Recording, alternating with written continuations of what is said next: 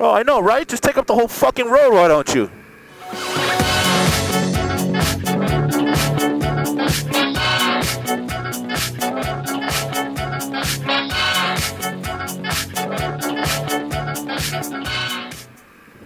Oh, fuck me. And so that's a good topic for today. Fucking road rage. While I'm stuck in this god-awful fucking traffic, we're going to talk about some road rage. Now, I've really toned down my level of road rage. Growing up in Miami, Miami has some of the worst drivers you'll ever see in your life. I mean, they're absolutely horrendous, which only induces this anger deep within inside of you, and if you've lived here long enough, you know what the fuck I'm talking about. This is without a doubt one of the worst cities in all of the world to ride a motorcycle in. How I am not dead yet is beyond me. I guess because I'm a good fucking rider. Or I'm just lucky as shit. I'm not really sure. So what actually really toned down my temper and whatnot wasn't actually road related. I guess it was. I mean, I guess you can call it road related. Anywho, so I used to really be a hothead, and people would cut me off or do things like that. I mean, I took it as a personal insult. You are threatening my life. Consequently, I did dumb shit just to retaliate. But there was one night in particular, one night that kind of changed my hot-headedness, because I realized had I not been so hot-headed, things would have turned out way, way different. And I mean, it would have saved me a lot of money. It would have saved me a lot of headache. It would have saved me a lot of everything. So one night I'm at work, and it was at an old job, and where I used to park my bike, it was at a location that I couldn't really see it from my job, but I park right underneath a security camera. Usually there's other bikes that park there. And I wheel lock my bike. I put the handlebar lock. I wheel lock it. I would usually chain it. I parked like right next to a guard railing. I would usually chain it to the guard rail. So, it was pretty secure. But I was still crazy paranoid that someone was going to steal my bike, because when there's a will, there's a way. And if they really want it, they're going to get it. So one night I'm closing up. It was a nighttime job, or late night job, I should say. It's like 3 in the morning, 3 in the morning, something like that. And some of you guys don't know this, but I have security systems on my bike that send motion alerts to my cell phone. So I get a motion alert on my cell phone saying, "Hey, somebody's fucking with your bike." And I tell my boss, "Hey, I'll be back in just a minute." I go outside, go to where my bike is, where it's parked, and it's laying on its side. I was livid. I mean, fucking livid. Now, I don't know if somebody was attempting to steal it or what, or at that point I didn't know. So I pick up my bike. I'm like checking the damage. It wasn't much. Like the handlebar end and the frame slider got scratched up. The security guard comes over and he asked me like, "Oh man, what the hell happened?" And I told him, I was like, "Dude, I came out, my bike was on its side." He's like, "Shit, man, I wish I was around here at that time that happened. I didn't see anything, because it was in a big like shopping area. So I mean, he can't be in all places at one time, and I get that, but I was still pissed. I was like, "Man, what the fuck are you getting paid for?"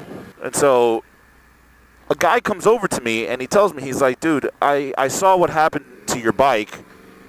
And I'll gladly tell you. The only thing is, I don't want to be involved in any kind of like police investigation or anything like that. Like, I don't have time for that shit. Like, I'll just tell you and you can deal with it. But like, I don't want to give you my name or anything, because I don't want to have to be a part of this."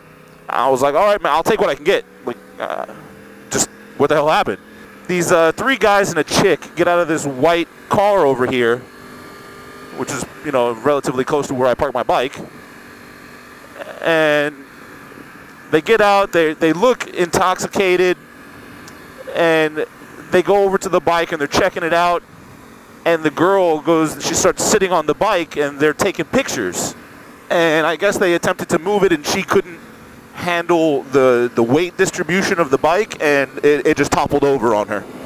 They just fucking left the bike there on the side, didn't bother to pick it back up or leave a note or try and find the owner. No, they just said, fuck it, we're out. So at this point I was like, fuck, man. I was real pissed. I go back to work. I finish up the last bit of my shift. I mean, we were closing up. I was getting out of there soon anyway. I come out of work, and their car is still there. So I'm looking inside the car, and I see open beer bottles in the car, which is never a good sign. And I'm like, you know what? I'm gonna fucking wait for these guys to come out, and I'm gonna talk to them. I'm gonna be like, look, you know, I park underneath a security camera. Let's go to the security office. If it was you guys, you know, just pay for the little bit of damages that there are. If it wasn't you guys, then, you know, my bad. We go about our days, and no harm, no foul. So I'm waiting for maybe 20 minutes, and then they finally come out of this nightclub that was right there. And you could tell they're clearly intoxicated. I mean, I could smell the booze on them. I approach them and I start talking to them about it, and one of the guys is, like I said, it's 3 dudes and a chick, so it matches the description perfectly. I asked them if that was their car, and they were like, yeah, that's our car. So everything was kind of piecing together. And so I start talking to him, and one of the guys is like just completely obliterated, wasted.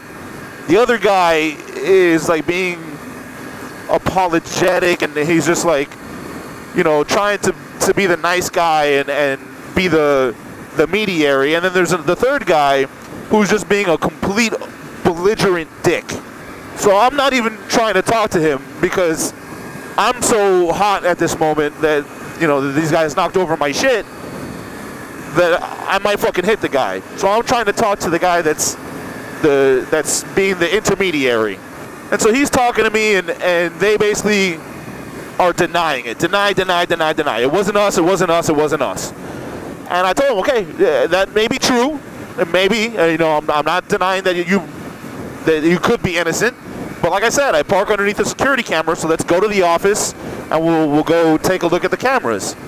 And they're like refusing to go, and they're trying to beat around the bush and avoid it and trying to get into the car, and I'm like trying to stop them from doing that. The girl finally tells me something to the effect of, well, you know, how much are the damages? I'll just pay for it. You know, like it's no big deal. So I'm like, wait, so you don't even know how much the damages are, and you're just willing to pay for somebody else that did it, according to your story? Now I know you fucking did it. I mean, you just pretty much accused yourself. So at that point, maybe this whole conversation is going on over a period of like 30 minutes in the fucking parking lot of me trying to get them to come with me to the security office or to go talk to the cops that are in front of the nightclub. At that point, one of the same security guard from earlier, this old man on a golf cart, comes and cruises on by, and he stops. He's like, hey man, so what the hell's going on?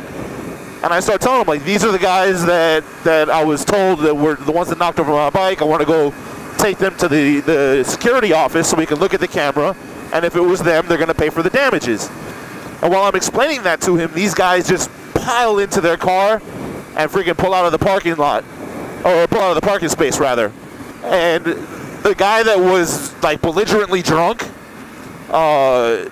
he leans out the passenger window and he was like, hey, by the way, it was us that knocked over your bike, you fucking pussy, and your bike ain't shit, fuck you.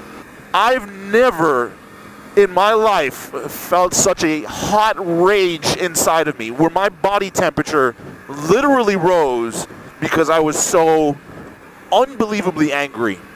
So in that like blind state of anger, I hopped on my bike and I hauled ass following them. These guys are going down a main street at like 100 miles an hour, and mind you, they're never gonna escape me on a bike. But they're doing like crazy illegal shit. They're driving like weaving in and out of things that look like they're gonna hit shit. The roads are wet, so I'm staying a good distance back, but you know, where I can still keep them in my sights. So they pull into this little side road, And I pull in right next to them, and they stop, like, in the middle of the road. Mind you, this is like 3-something in the morning at this point, so there's nobody around. I pull up right next to them, and they still have the window down, and I told them, I'm like, dude, what the fuck are you doing? And they throw a bottle at me, one of the empty bottles that they had inside the car. He missed, thankfully, and then he just, like, pulls forward again. And then I start following him again, and he stops again in the middle of the road. Maybe, like, I don't know, 50 feet down the road, stops again. So I stop, I'm about a good 10 feet behind him. And at this point, I'm like, okay, they're heading down this dark road. There's nobody there. There's 3 of them and a chick and 1 of me. Granted, I'm bigger than all of them. But there's still 3 of them and 1 of me. There's a possibility I could get my ass kicked. Or, you know, or worse. So I'm like, you know what? Fuck it. I'm not gonna keep on chasing these guys. I'm not gonna, you know, keep going down this street. So I'm stopped 10 feet behind them, and I'm starting to attempt to try and call the police on my Bluetooth. As I'm doing that, I see this guy's reverse lights come on, and this moment of panic just comes over me, and he just reverses and floors it, and completely runs into me, destroys the front end of my bike, knocks me and the bike over, drags me underneath the back tire back about another 6 or 7 feet with the bike on the ground, and then puts it into gear, and then, you know, busts a U-turn and just hauls ass, screaming out the window and still throwing bottles. So now I'm injured, bike is just destroyed because I had this fucking hot rage when I should have just called the cops from the parking lot, and I should have never chased these guys down, because I did get their license plate. I forgot to mention that. I got their license plate before they took off from the parking lot. Had I never had that bout of road rage, I mean, I guess you can call it road rage, I would have never ended up with a completely destroyed bike where I had to pay thousands of dollars to repair. I wouldn't have ended up, you know, with injuries. I wouldn't have ended up with months and months of just fucking torment and heartache. It was the worst experience ever. I mean, I had to go through police investigations, and I kind of can't tell you what happened to the guy because, I mean, through the investigation and whatnot, you know, the guy tried to get away. I ended up, you know, reporting him, and I had to do the whole pick him out of a lineup thing, you know, to confirm that that was definitely him. Like, it was this whole big-ass investigation. And ultimately, I guess I can tell you kind of what happened. Ultimately, in the end, he never saw a day of fucking jail time because he has cop friends, and they pretty much told him what he needs to say. The only loophole that there was to get him out of that circumstance. And that one loophole was, he said that, yeah, I did hit him. It's because I feared for my life. Because this crazy biker is chasing me down, threatening to kill me, which never happened. I never threatened him at all. I never, not to hit him, not to anything. I certainly never threatened to kill him. But, you know, that's his loophole. He says, I threatened to kill him, and then, you know, oh, yeah, this crazy biker guy is chasing me down, and because I feared for my life, I hit him and then took off because I was trying to get away, you know. I was trying to defend myself. That was the only loophole he had, and before he even said it, the detective told me, he was like, that's really the only way he can get away with some shit like this. And he hasn't said anything yet, so unless he has cop friends that are going to tell him about this and try and help him get out of this situation, then, you know, there's a possibility he might say some shit like that, and then he just gets off scot-free, because then nothing can be done. But in the end of the day, he changed the story when it came to the insurance investigation, and his insurance believed me because of his bullshit story. So yeah, he gave his insurance some horseshit story, and his insurance ended up believing my story, which was the truth, and I ended up getting paid for all the damages that I initially had to pay out of pocket. So that was the only good that came out of that story. But from that, I learned, you know, road rage.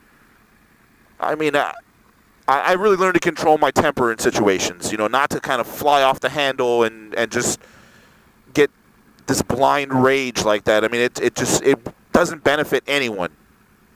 I hope you guys enjoyed my story.